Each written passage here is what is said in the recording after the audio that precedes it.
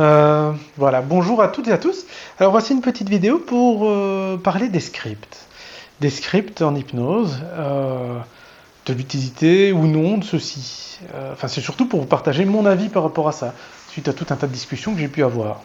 Alors il y a beaucoup de personnes qui sont réfractaires par rapport au script, et donc un script, on va dire, bah, c'est finalement une sorte de texte que vous avez, qui peuvent être utilisés dans telle ou telle thématique.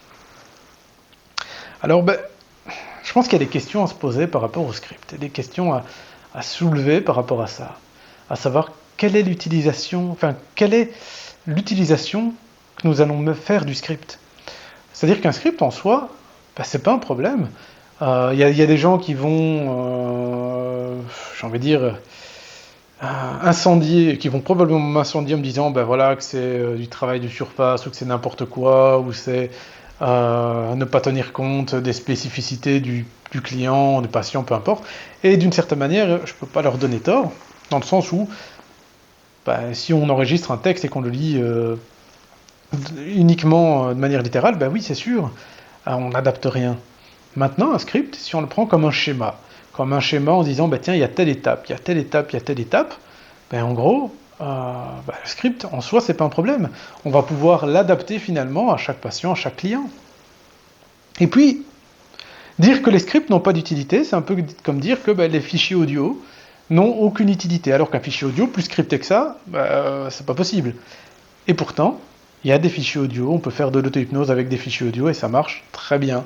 Enfin, pour certaines personnes, encore une fois, il y a certaines personnes qui auront besoin de plus d'adaptabilité et plus de choses comme ça pour aller plus loin, ou parce qu'il y a d'autres personnes qui ont tout un tas d'autres blocages ou quoi que ce soit, mais en soi, le script en lui-même, euh, n'est pas vraiment ce qui pose problème. Je pense que ce qui est primordial, c'est la relation d'aide et l'intention qu'il y a avec le client, avec le patient. Donc voilà, au travers du script. Et puis si on veut réfléchir à ça, mais tout est un script. Quand on apprend des inductions, j'ai envie de dire classiques, ben c'est également un script. L'induction d'Hellman, c'est un script qu'on va adapter à la personne, hein, mais c'est un script. Les gens font de la street et qu'ils ont appris tout un tas de phénomènes, des pré-tests, etc., ce sont des choses qui sont scriptées. Les phrases qui vont être dites, ou en tout cas les tournures de phrases, la posture, tout un tas de choses sont d'une certaine manière scriptées et intégrées, en fait.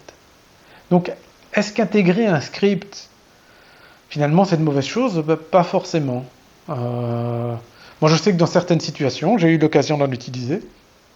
Aujourd'hui, j'ai simplifié les choses hein, énormément.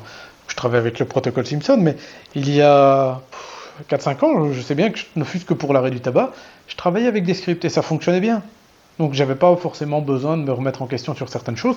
J'adaptais le script finalement aux clients, aux patients, etc. Et ça pouvait bien marcher. C'est juste qu'aujourd'hui, ben voilà, j'ai développé tout un tas de techniques qui permettent de simplifier énormément le travail. Donc, je me pose plus la question. Mais d'une certaine manière, le protocole Simpson, c'est aussi un script. On a un processus, hein, on va suivre différentes étapes, et en soi, bah, c'est d'une certaine manière scripté. On peut bien sûr prendre des raccourcis, on peut tout changer, etc. On peut l'adapter totalement à la personne, mais si on veut réfléchir aux choses, bah, tout est un script. Donc en soi, est-ce que c'est vraiment un problème d'utiliser des scripts? Non. Je pense que c'est l'intention et l'utilisation qu'on en fait qui peut être problématique. D'ailleurs, dans les différentes recherches et publications scientifiques sur l'hypnose, mais ils sont pratiquement obligés d'utiliser des scripts justement pour que ce soit vérifiable et répétable. Sinon, la validité finalement de la recherche, elle tombe à l'eau. Ce qui complique les choses, ce qui influence également les résultats, pas forcément dans une bonne direction, mais on est obligé de passer par ce genre de choses, en tout cas dans certaines démarches, en tout cas scientifiques, de ce côté-là. Donc, en soi, il y a des études scientifiques qui ont prouvé que l'hypnose pouvait avoir un impact et qui sont scriptées. Est-ce que le script a un effet dans ce cas-là? Ben oui, oui. Donc voilà. Je pense que ce qui est important, c'est pas vraiment le script en lui-même, c'est toute la relation, c'est toute l'intention qu'il y a derrière et, euh, et l'utilisation qu'on va faire de ce script. Parce que c'est sûr, hein, si je lis un script finalement en jouant sur mon téléphone ou ce genre de ça en pleine session, ben, c'est pas la même chose que si j'ai l'intention de me connecter avec finalement avec mon patient, avec mon client, et vraiment de euh, faire vivre le changement à cette personne. la relation n'est pas du tout pareille. Et je suis sûr que les résultats, du coup, ne seront pas du tout pareils. Voilà.